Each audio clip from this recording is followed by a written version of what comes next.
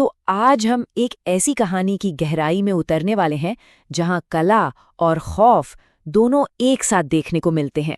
एक ऐसा स्टेज जहां घुंघरुओं की आवाज असल में मौत की आहट बन जाती है।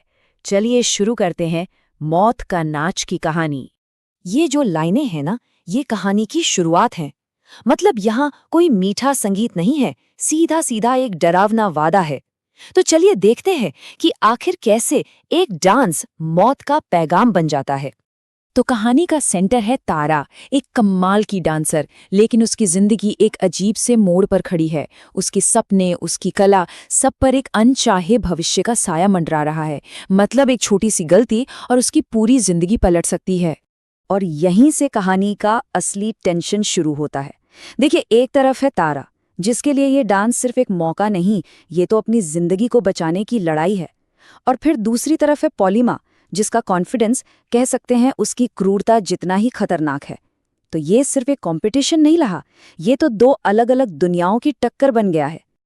अब जैसे जैसे प्रेशर बढ़ता है ना, तारा के साथ कुछ बहुत ही अजीब होना शुरू हो जाता है। मतलब अचानक दरवाजे की घंटी बजती है, पर बाहर कोई है ही नहीं। उसका फोन रहस्यमयी तरीके से एक पानी की बाल्टी में मिलता है।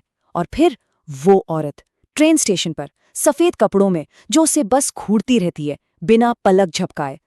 अब सवाल ये है कि ये सब सिर्फ इत्तेफाक है या किसी आने वाले तूफान का इशारा।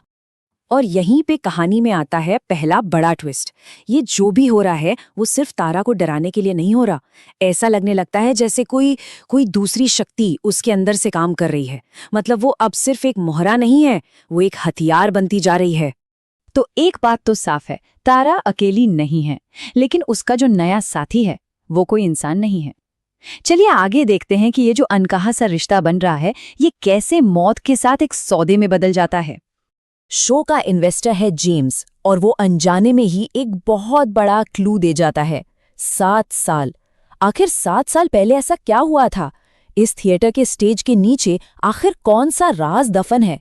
सुनने में तो ये एक छोटा सा डायलॉग लगता है, लेकिन असल में यही वो नींव है जिस पर आगे का पूरा खूनी खेल टिकने वाला है। तो अब तक जो इशारे चल रहे थे वो खत्म होते हैं। अब शुरू होता है डायरेक्ट एक्शन। वो जो अनदेखी ताकत है वो अब सिर्फ डरा नहीं रही, वो सजा दे रही है। और इसका नतीजा पॉलीमा की एक ऐसी भयानक मौत जो वहां मौजूद हर किसी को हिलाकर रख देती है।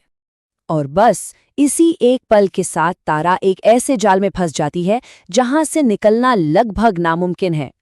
कातिल भले ही कोई और हो, लेकिन शक की सुई तो अब सीधी तारा पर है। सवाल ये उठता है कि वो विक्टिम है या फिर कातिल की पार्टनर।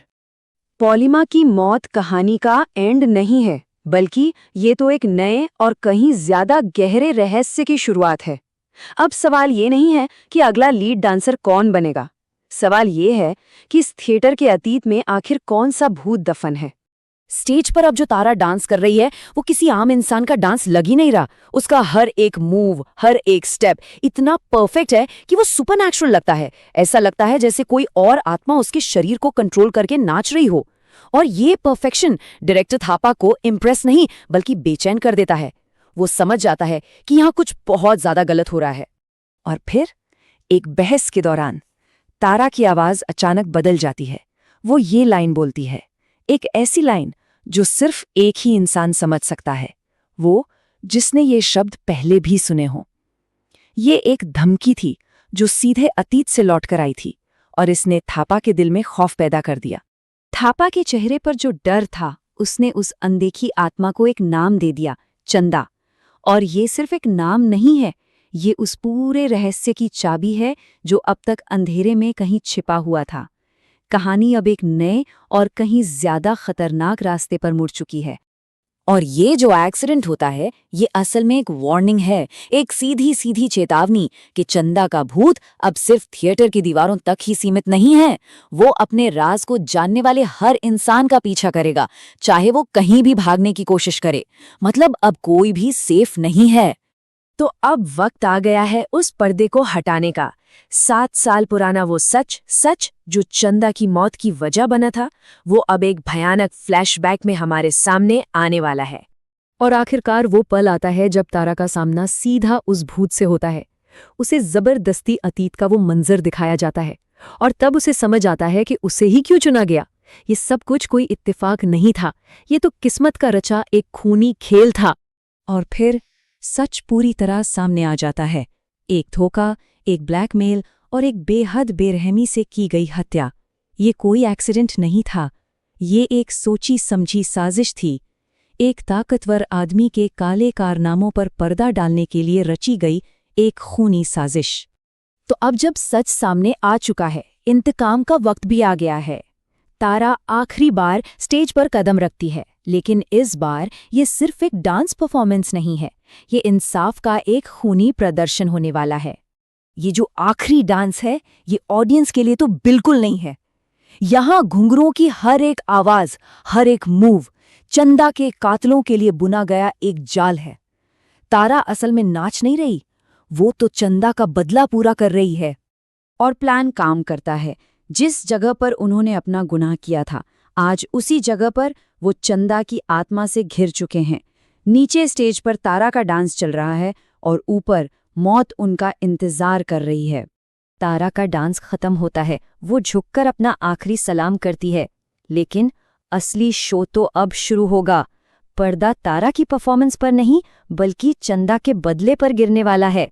और ठीक उसी वक्त तालियों की गूंज के बीच ऊपर से 3 लाशें सीधा स्टेज पर आकर गिरती हैं। जेम्स, मियाँ और वो क्लर्क। हजारों लोगों के सामने इंतकाम पूरा होता है। नाच खत्म, इंसाफ हुआ।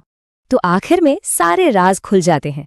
गुनहगारों को उनकी सजा मिल जाती है और तारा, उसे वो शोहरत, वो कामयाबी मिल जाती है जिसका उसने हमेशा सपना देखा था। तो मतलब सब कुछ ठीक हो गया, राइट? लेकिन कहानी यहाँ खत्म नहीं होती। वो अपने पीछे एक आखिरी, बहुत ही परेशान करने वाला सवाल छोड़ जाती है। क्या तारा वाकई में आजाद है, या फिर उसने अपनी कामयाबी की कीमत अपनी आत्मा से चुकाई है? और क्या अब वो हमेशा हमेशा के लिए उस